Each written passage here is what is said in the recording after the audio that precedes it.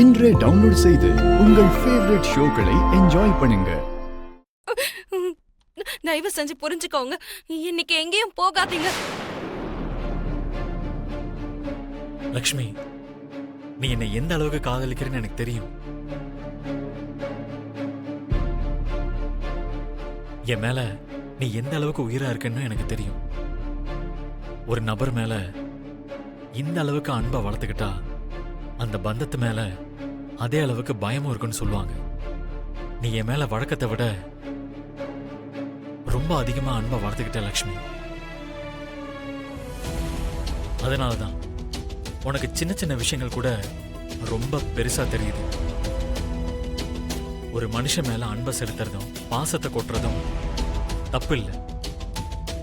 ஆனா அந்த அன்பால அந்த நபருக்கு என்ன ஆயிடுமோன்னு ஒவ்வொரு நொடியும் பயந்துட்டே இருக்கிறது தான் தப்பு.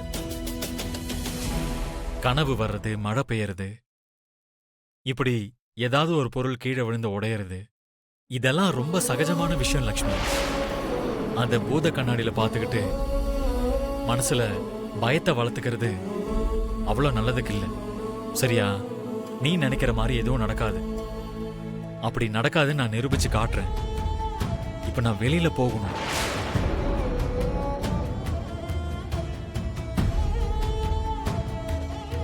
லக்ஷ்மி, எனக்கு தெரியும் நான் வெளியில போகிறது உனக்கு பிடிக்கலன்னு. ஆனா நான் போய் தான் ஆகணும் லக்ஷ்மி. மனுஷா ஏதோ முக்கியமான வேலை இருக்குன்னு சொன்னா அவ அத்தனை தடவை வான்னு கூப்பிட்டா. வரேன்னு சொல்லிட்டு இப்ப திடீர்னு வரமாட்டேன்னு சொன்னா அவ எவ்வளவு வேதனைப்படுவா. கொஞ்சம் புரிஞ்சுக்க முயற்சி பண்ணு லக்ஷ்மி. சரியா? லக்ஷ்மி, நாம சந்திக்க முடியாத அளவுக்கு நான் ஒன்னும் ரொம்ப தூரம் போகல. 1 மணி நேரத்துல நான் உன் முன்னாடி வந்து நிப்பேன். போதுமா?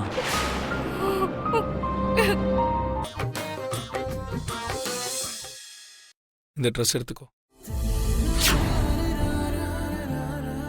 எப்படி இருக்கு? ரொம்ப நல்லா இருக்கு.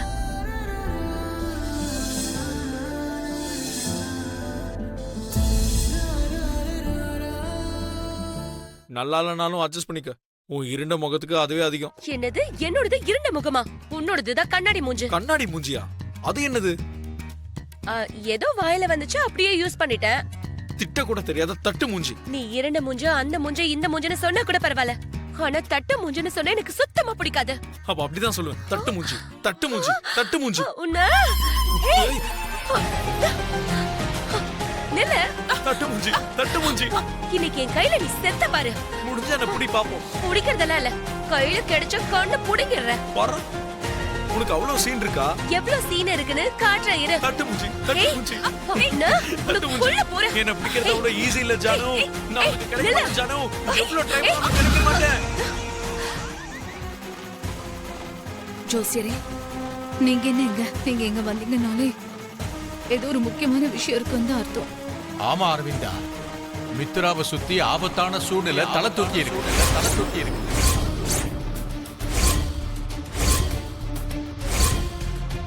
எதிர்பாராத ஒரு புது ஆபத்து மித்ராவோட மூச்சை நிறுத்துறதுக்கு தயாரா இருக்கு.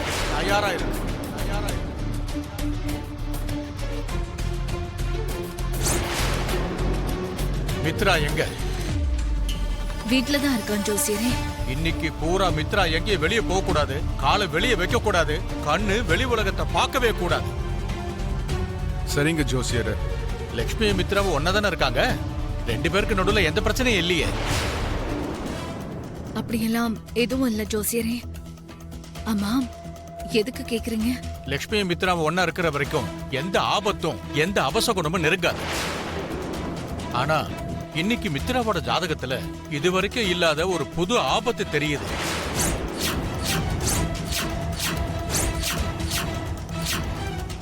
ஒரு புது ஆபத்து தலை தூக்க போகுது. அதான் ஏன்னு புரிய மாட்டேங்குது.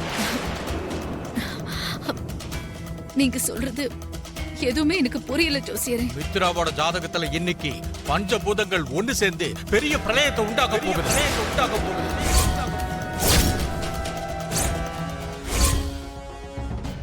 காத்து, நிலம், நீர், நெருப்பு, ஆகாயம் எல்லாம் ஒன்று சேர்ந்து மித்ரா மேல வெடிக்க தயாரா இருக்கு, வெடிக்க தயாரா இருக்கு, வெடிக்க தயாரா இருக்கு.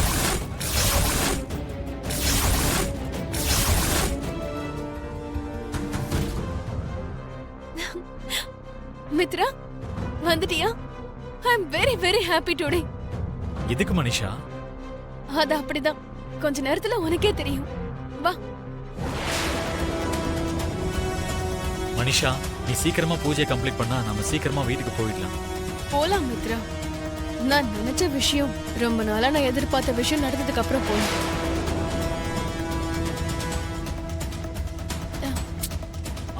Manisha, what is this? போன கொடு. கொஞ்ச நேரம் நீ இந்த போனுக்கும் சுத்தி இருக்கிற இந்த உலகத்துக்கும் நீ தூரமா இருக்கணும்னு இந்த போனை நான் இப்ப சுவிட்ச் ஆஃப் பண்ண போறேன். இந்த ட்ரெஸ் போட்டுட்டு வா.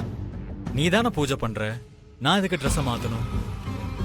என்னோட சேர்ந்து நீயும் இந்த மனையில உட்காரணும்ன்றதுக்காக தான். பூஜை நீ பண்ற, பலன் உனக்கு தான். நடுவுல நான் எதுக்காக மனையில உட்காரணும்?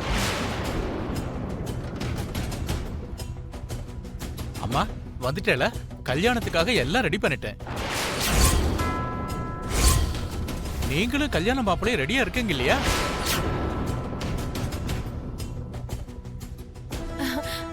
நாங்களும் ரெடியா தான் இருக்கோம் புரோகிதரே. மித்ரா, நீ சீக்கிரமா போய் ட்ரெஸ் மாத்திட்டு வா.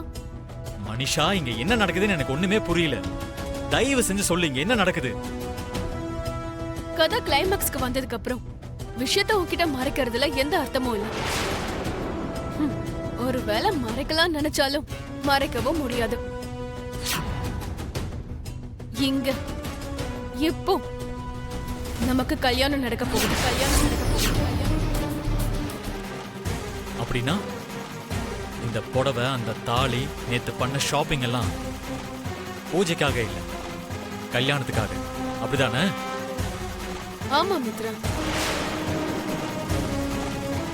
நம்ம கல்யாணத்துக்கு தேவையான பொருட்களை நம்ம தானே வாங்கணும். அதனாலதான் உன்னை என் கூட வர சொல்லு. நீ தப்பு பண்ற மனிஷா.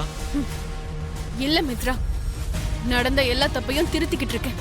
இதுக்கப்புறம் எந்த தப்பும் நடக்காம நான் சரி பண்ணிக்கிட்டு இருக்கேன்.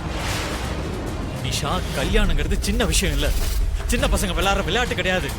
அப்படிப்பட்ட விஷயத்தை நீ இவ்ளோ லைட்டா எடுத்துக்கிற. எதுக்கு நீ இவ்ளோ அவசரப்படுற இப்போ? ஏற்கனவே நான் ரொம்ப லேட் பண்ணிட்டேன். இவ்வளவு நல்லா யோசிச்சுக்கிட்டே இருந்தேன்.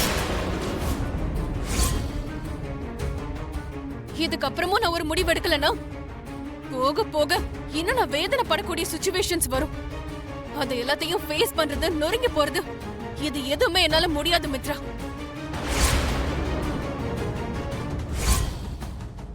அதனாலதான் இப்ப இந்த கல்யாணம் நடக்கணும், இந்த கல்யாணம் நடக்கணும், இந்த கல்யாணம் நடக்கணும். நீ என் கழுத்துல தாலி கட்டணும். நிச்சயதார்த்தம் நடக்கும் போதே அவ்வளவு பெரிய விபத்து நடந்துச்சு. அப்படி இருக்கும்போது இப்ப கல்யாணம்ன்ற, இதுக்கப்புறம் எவ்வளவு பெரிய விபத்து நடக்கும்னு யோசிச்சு பாத்தியா?